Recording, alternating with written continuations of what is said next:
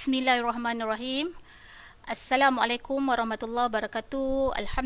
Alhamdulillahirabbil alamin wassalatu wassalamu ala Rasulillah wa ala alihi wa ashabihi ajma'in. Qala rabbi shrah li sadri wa yassir li amri wahlul 'uqdatam min lisani yafqahu qawli. Amma ba alhamdulillah, pagi ini insya-Allah saya ingin berkongsi khususnya kepada rakan-rakan FB saya, kepada rakan-rakan OSH yang bersama pada pagi ini dengan kadar yang singkat 10 ke 15 minit ingin saya kongsikan.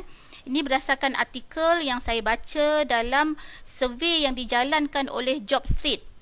Okey, iaitu apakah 5 kemahiran yang diperlukan oleh majikan dalam pandemik COVID-19 ini.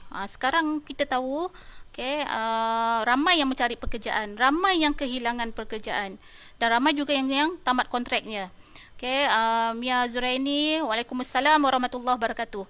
Pagi ini dalam kadar masa 10 ke 15 minit, mungkin lebih masa lebih sedikit, saya akan kongsikan 5 kemahiran yang diperlukan oleh pihak majikan dalam mencari calon yang sesuai untuk mengisi kekosongan apa sahaja jawatan yang ada di syarikat mereka. Kerana dalam saat ini, pandemik COVID-19 ini, ramai yang hilang kerja, ramai yang ditamatkan kontrak, ada yang separuh saja bayaran gaji, banyak yang mencari pekerjaan dan sebagainya. Jadi saya membaca satu artikel di Jobstreet, ada 5 kemahiran penting yang dicari-cari oleh pihak majikan, dan kita sebagai orang yang mungkin tengah mencari kerja, nak memperkukuhkan ilmu kita, kemahiran ini perlu ada. Saya sebutkan satu persatu. Mana yang sempat type tu mungkin boleh type dan boleh share. Kemahiran yang pertama, the first skill required by employer to find the suitable candidate for their organization. First one is adaptability. Adaptability maksud dia apa? Kebolehan untuk menyesuaikan diri. Adaptability is very important. Why they need employee with a high adaptability? Why? Kenapa mereka memerlukan pekerja yang mempunyai kebolehan untuk menyesuaikan diri? Ini sangat penting dalam keadaan sekarang ni, pandemik COVID-19 ini. Kerana apa? Mereka nak pekerja yang mempunyai adaptability, yang mana pekerja tersebut boleh melakukan tugas dengan apa? Pertama positively, kedua quickly, yang ketiga competently. Melalui adaptability tadi, menyesuaikan diri tadi, dengan harapan pekerja tersebut boleh melaksanakan tugas yang diberi dengan apa? Dengan positively, quickly and competently. Ini yang dicari-cari oleh pihak majikan. Adaptability, kesesuaian. Boleh kerja dari rumah? Boleh, bos. Boleh travel? Boleh, bos. Boleh kerja? Boleh, bos. Adaptability, keupayaan untuk menyesuaikan diri dalam apa sahaja keadaan, khususnya dalam keadaan sekarang pandemik COVID-19 ini kan. Boleh bekerja dengan bos Cina? Boleh, bos. Boleh bekerja dengan bos perempuan? Boleh, bos. Semuanya kena boleh. Adaptability ini sangat penting. Kadang-kala inilah kelemahan yang dihadapi oleh pekerja-pekerja baru. Contohnya dulu kerja dekat SMI, Small Medium Industry. Tiba-tiba masuk multinational, syarikat yang besar. Tak boleh menyesuaikan diri. Rasa macam culture shock. Tiba-tiba dulu report dengan assistant manager. Sekarang tiba-tiba report dengan CEO. Culture shock. Terkejut. Jadi yang pertama ni, elemen pertama, adaptability. Keupayaan untuk menyesuaikan diri dalam apa sahaja keadaan yang diberi kepada anda. Ini yang pertama. Clear? Jelas? Yang kedua, ini bukan, ini yang saya garis ini sebab apa saya baca artikel dalam Jobstreet, dan saya sendiri pun dapat kerja dalam fasa COVID-19 ini. Yang kedua, analytical thinking. Pemikiran yang kritis. maksud dia nak pekerja apa? Yang boleh cepat, bila nampak satu saja senario, boleh buat penilaian, buat analisa secara kritis. Kita boleh gunakan konsep banyak tools yang ada. Biasanya tools yang biasa diorang gunakan DMAIC, kan? Itu salah satu daripada tools bawah Six Sigma. Define the problem, measure it, okay? Analyze it, improve it, control. Kan? Okay? Maksud dia analytical thinking. Jadi bila ini antara elemen kedua yang diperlukan oleh pihak majikan. Bila kita masuk mana-mana organisasi, jangan lihat narrow, tetapi lihatlah secara helikopter view yang lebih besar, apa masalah yang dia hadapi, define the problem, measure the problem, analyze it, improve it, and the most important, control it. Boleh gunakan di MAIC lah. Kalau engineering tu mungkin boleh guna FMEA. Ada banyak tools yang boleh digunakan. Kan? You all boleh buat why analysis, kan, gunakan Ishikawa diagram ke, fishbone analysis. Jadi analytical thinking ini perlu ada. Tak kira lah anda SHO ke, triple S ke, belajar. Saya syorkan belajar. Belajar. Okay? Itu yang kedua. Jelas?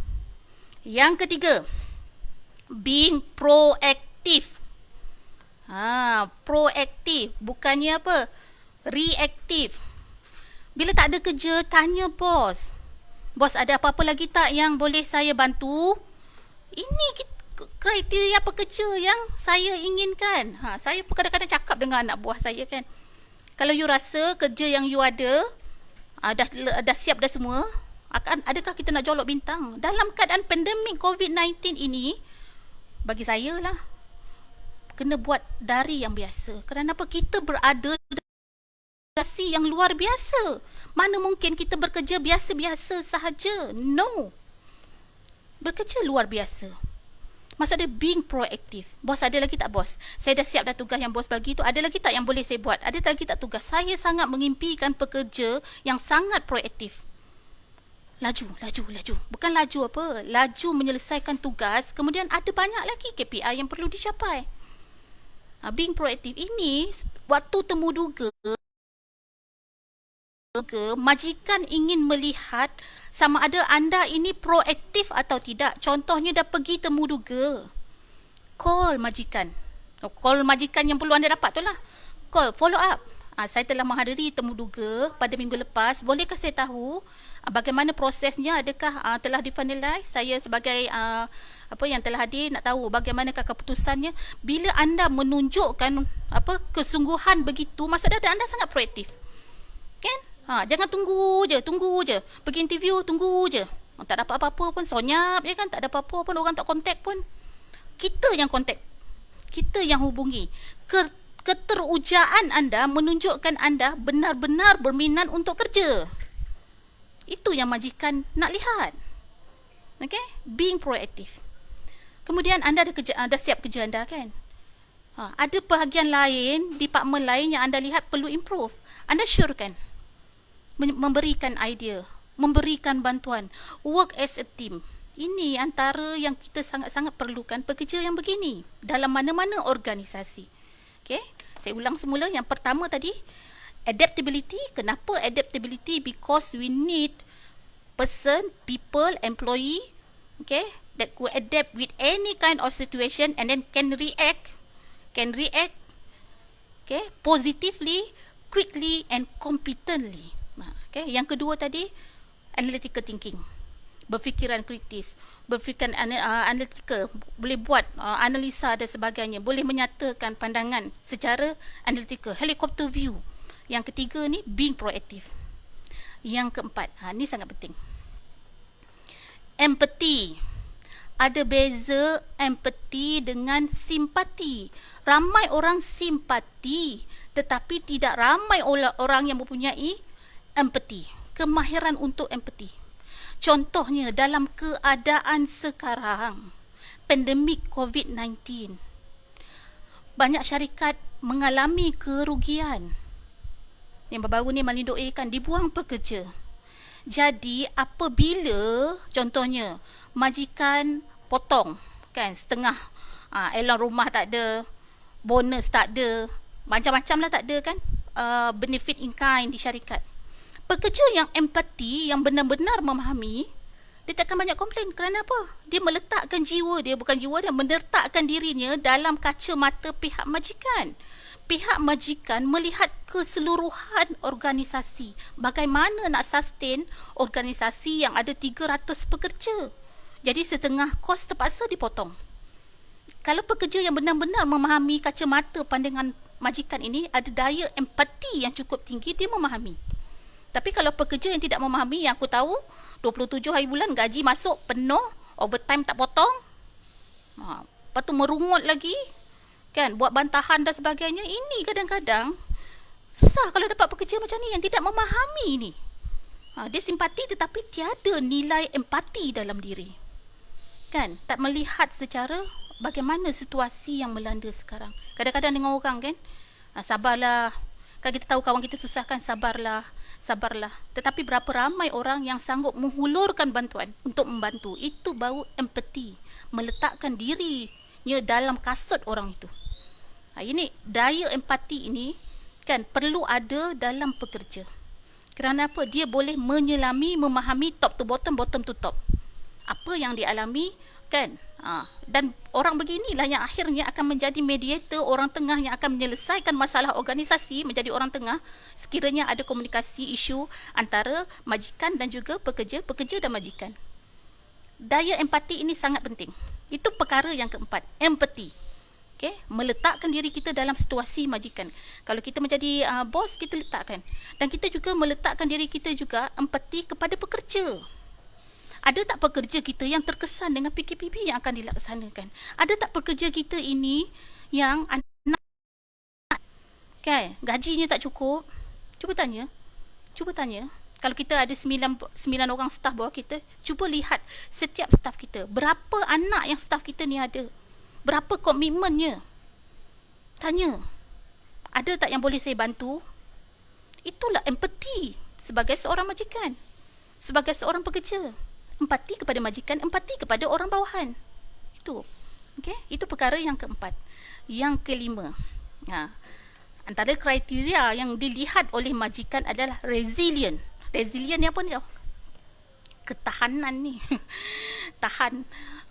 Kalau dalam OSH ni, kawan-kawan rakan OSH kan sering saya pesan. Jadi orang dalam OSH ni, telinga kena tebal, hati kena cekal, jiwa kena kental. Dalam pandemik COVID-19 ini, cabaran cukup besar. Kan? Jiwa kena kental. Hati kena cekal. Resilient, ketahanan ini bukan setakat ketahanan fizikal, tetapi ketahanan mental dan emosi. Bekerja dari rumah.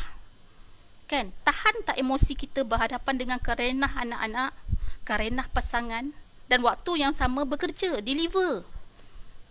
Bukan setakat fizikal, memang letih kan, tetapi ketahanan ini tak semua orang. Ada orang jiwanya kena marah sikit cair, sentap, mengajuk, tak datang kerja, MC kan, kena tegur sikit habis. Ketahanan ni sangat penting. Dalam lebih-lebih lagi dalam keadaan sekarang, bila kita diuji dengan pandemik COVID-19, diuji dengan PKPB dan sebagainya, ramai orang yang mengalami stres, anxiety, kemurungan, dan ada kalanya kan, tangan ini menulis tanpa sempat berfikir. Mulut ini berkata-kata tanpa sempat berfikir. Kan? Jadi dalam urusan ini, resilient ini, ketahanan ini perlu kita bentuk. Bukan setakat untuk diri kita yang mencari pekerjaan, tetapi didiklah sekarang tahap resilient ini, ketahanan ini, physical, mental, emosi ini di kalangan anak-anak kita, generasi muda. Supaya apa? Apabila diuji, dicabar, tetap kental, tetap tenang, tetap mengharunginya dengan senyuman. Inilah kan. Kadang-kadang saya pesan tu dekat anak buah saya kan. Ya, memang kadang kerja banyak, orang tak suka, ada saja kekangan, tapi bagi saya medan pekerjaan ini adalah medan untuk merebut luang pahala. Saya sekarang itu sajalah motivasi saya. Bila diuji saya, inilah medan kita untuk rebut pahala. Semua yang kita buat ni adalah benda baik untuk organisasi. Jadi yakin dan percaya walaupun tidak dihargai oleh organisasi, insya-Allah ada di akhirat sana ada yang akan menghargai kita. Okey. Ada tanya, okey, macam mana nak boost semangat kerja? Okey, malas kerja ni macam ni. Saya setiap pagi kan, okey. Saya selalunya ini yang saya selalu buat lah. Angkat tangan, tepuk bahu ni. Wani, wake up. Tak mau sedih-sedih Wani. Positif. Nak sihat tak? Saya kadang tanya, Wani nak sihat tak? Jaga emosi. Baik emosi, sihat tubuh. Kan? Kadang-kadang satu lagi apa tu? Pandang tangan. Kadang saya selalu buat. Pandang tangan. Ya Allah, inilah tangannya yang mencari rezeki untuk keluarga. Inilah tangannya yang memeluk anak, memeluk pasangan. Inilah tangannya yang nak salam mak, nak salam ayah. Dah lama tak salam mak. Kan? Inilah tangannya yang betul-betul lumus, memerah keringat untuk mencari rezeki. Ya Allah, kuatkanlah pemilik tangan ini. Siapa? Kita. Kan? Kuatkanlah. Kan? Kena jadikan macam bagi saya macam ni. Ketahanan ini kena bina. Kan? Kalau kita tak ada kekuatan, memang kadang-kala down. Sebab itu bila down ni kan, carilah orang untuk berkomunikasi. Carilah rakan yang untuk berkomunikasi. Sebab itu kadang-kadang dekat FB tu kan, saya suka baca yang positif-positif. Yang negatif-negatif ni kan kadang saya reject je. Sebab apa? Bila baca yang negatif-negatif ni kan, hati kita akan down. Banyak berita negatif kita baca kan, kita akan cepat down. Tetapi bacalah berita positif, berita orang turun padang bantu orang, kan, orang derma dekat orang, kejayaan orang, kan, supaya apa? Naik semangat positif itu. Dan jadikanlah bidang pekerjaan ini sebagai satu ruang, satu bentuk tempat untuk kita mencari ruang pahala.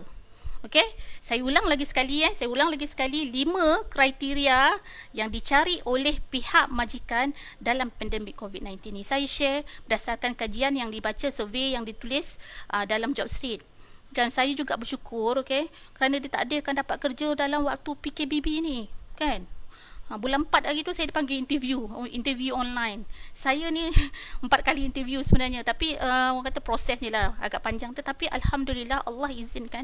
Apabila kita yakin dan percaya, rezeki itu Allah yang beri, kan. Apabila kita yakin dan percaya, kita boleh memberi nilai tambah apabila berada di organisasi itu. Pergi interview, masuk bakul angkat sendiri. Nyatakan apa yang anda boleh beri kepada organisasi. Confident, yakin dan percaya. Pergi interview, sebut dalam hati dan sebut, lafazkan, insya-Allah kerja itu pasti menjadi milik aku. Okay, saya tahu ramai rakan-rakan juga yang WhatsApp saya personally atau messenger, puan tolong saya puan, saya kontrak nak habis bulan 12 ni puan, kerja tak ada puan, saya ada tanggungan. Betul, hati saya sangat tersentuh. Kan, jika saya boleh hire seramai mungkin berada di bawah saya, memang saya akan hire. Tapi bukan daya, saya pun saya tidak buat bidang OSH. Saya dapat position luar dari bidang OSH. Tapi saya rasa Allah ada hikmahnya kan. Apabila berada luar daripada bidang kita, kerana apa? Di sinilah pentingnya adaptability. Dahulu anda kerja pramugari, tiba-tiba anda jadi sales girl. Adaptability. Bolehkah anda menyesuaikan diri dengan keadaan itu? Baru-baru ini ada seorang pilot, lepas tu menjual kan, menjual makanan. Inilah adaptability. Penting tu adaptability, okay? Analytical thinking, being proactive, empathy and resilient. Okay, 5 kriteria penting yang dicari oleh pihak majikan untuk calon yang mereka akan isi kekosongan yang ada di organisasi masing-masing. Okey, saya buka kepada soalan, insya-Allah. Jika ada soalan daripada rakan-rakan, saya dah 20 minit ke udara. Okey, saya sharekan tadi. Jika ada yang boleh tulis 5 kriteria yang dicari oleh pihak majikan untuk mengisi kekosongan berdasarkan kajian yang dijalankan oleh Jobstreet. Okey, untuk mana-mana organisasi. Adaptability, analytical thinking, being proactive, empathy dan juga resilient. Okay, maksud dia kebolehan menyesuaikan diri dalam apa saja keadaan, mempunyai kemahiran berfikir yang sangat kritis, menjadi seorang yang proaktif, daya empati yang sangat tinggi, juga ketahanan fizikal, mental, emosi dalam menghadapi apa saja situasi. Okey, Ikhwan Hazman, Waalaikumsalam. Okey, mudah-mudahan dengan perkongsian 20 minit ini memberi motivasi, memberi sedikit kepada semua. Ya, 5 kemahiran ni tak ada orang ajar sebenarnya. Tak ada orang ajar. Tetapi kita belajar dari apa? Belajar dari pengalaman hidup. Belajar dari pengalaman hidup. Adaptability ni adalah gaya kita memandang sesuatu perkara. Bagaimana? Sebab itu dalam saya sering gunakan konsep apa? 3A. Accept, alter and avoid. Nampak saja apa-apa berlaku kat atas diri kita, dapat bos yang cerewet. Yang pertama, terima dahulu. Itulah bos kita. Okay? Adaptability, orang kata accept, terima dahulu. Bekerja dapat bos perempuan, nak buat macam mana? Itulah bos kita, terimalah dulu. Ada orang, saya tak boleh, saya tak boleh kerja dengan bos perempuan ni, cerewet ni, tak boleh. Ada orang pada awal dah letakkan bar. Itu masalahnya. Lepas tu you nak salahkan bos. No. Kita yang dah meletakkan bar. Saya tak boleh dapat bos yang macam ni. Tak boleh. Macam saya tak boleh kerja dengan company yang ada restriktif ni. Tak boleh. Kalau kita dah letak bar macam tu, itulah kita yang kita akan. Tapi what you think, itu yang kita akan dapat. Kita hantar orang kata signal tak baik kan. Jadi kena orang kata apa, accept and then alter, ubah. Ubah mana yang boleh kita ubah, dan elakkan mana yang boleh kita elak, avoid. Okay, insyaAllah mudah-mudahan saya mendoakan semua, okay, rakan-rakan FB saya, rakan-rakan OSH khususnya.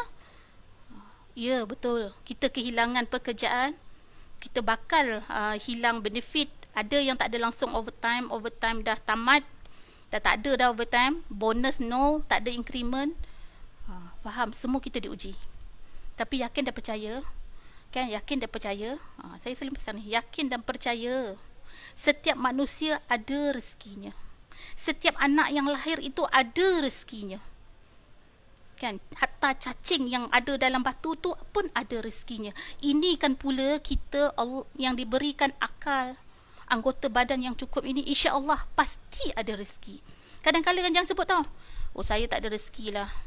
Tak ada rezeki saya dapat kerja ni. Tak ada rezeki saya. Dia bukan tak ada rezeki. Belum ada rezeki. Positif kan? Belum ada rezeki untuk kita. InsyaAllah mudah-mudahan saya pada jauh di Kuantan ni. Kan? Pada jauh di sini. Tak dapat balik nanti di Seremban. Mungkin 2-3 bulan akan berada di sini. Saya berdoakan kepada semua. Okay? Rakan-rakan yang berada. Semoga terus kuat, terus kental, terus cekal. InsyaAllah. Jika ada nak minta motivasi ke saya, insyaAllah saya cuba bagi. Kan dalam orang kata dalam tempoh PKBB ni kan saya share kan, supaya apa, saya nak semua saya rasa positif. Kerana apa, orang yang saya rasa positif ni insyaAllah rezeki datang, Allah akan beri. Malaikat-malaikat mendoakan insyaAllah. Dan janganlah lupa untuk menolong orang. Menolong orang.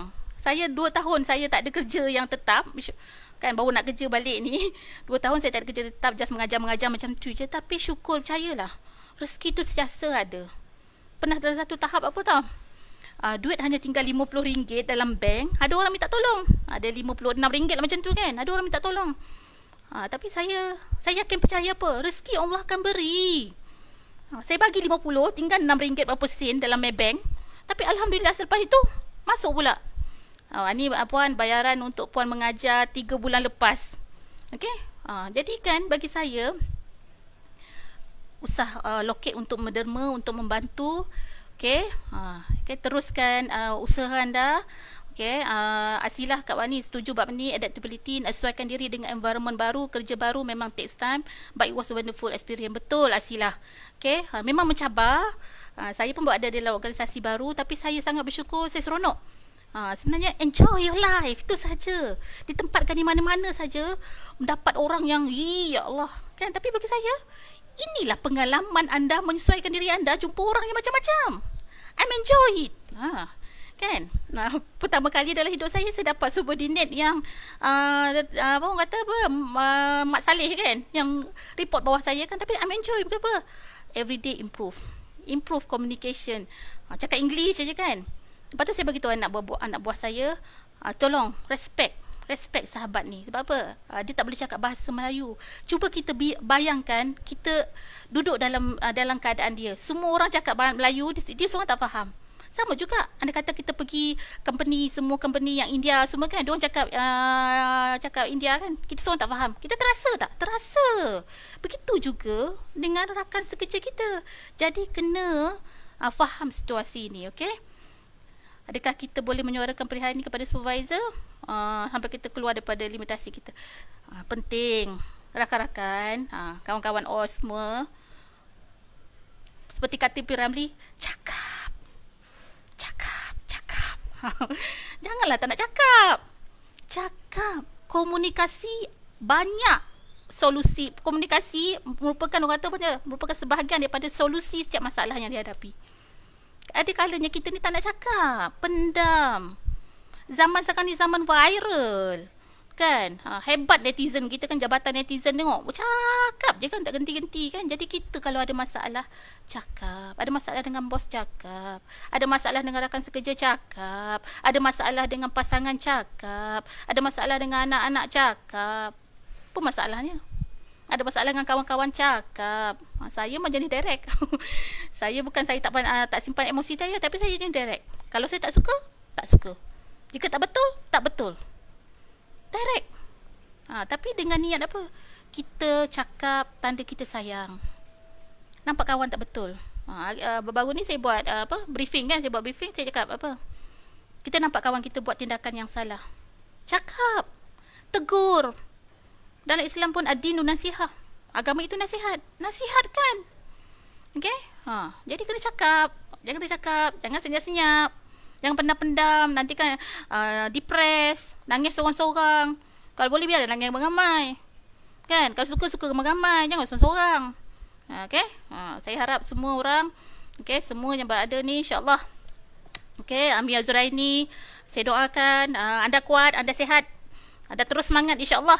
Okey? Mudah-mudahan ada Hadi, okey, Siti Nur Hidayah, okey. Semoga terus proaktif, semangat, okey. Kekalkan momentum tu.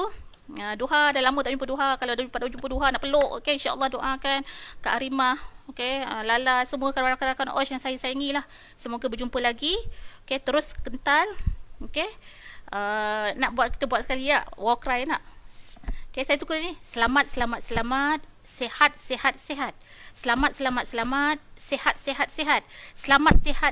Sehat. Yes. Okey, insya-Allah mudah-mudahan Allah di hari Minggu ni saya mendoakan moga-moga Allah memberikan kekuatan, kesihatan, kesejahteraan, kekuatan kepada semua.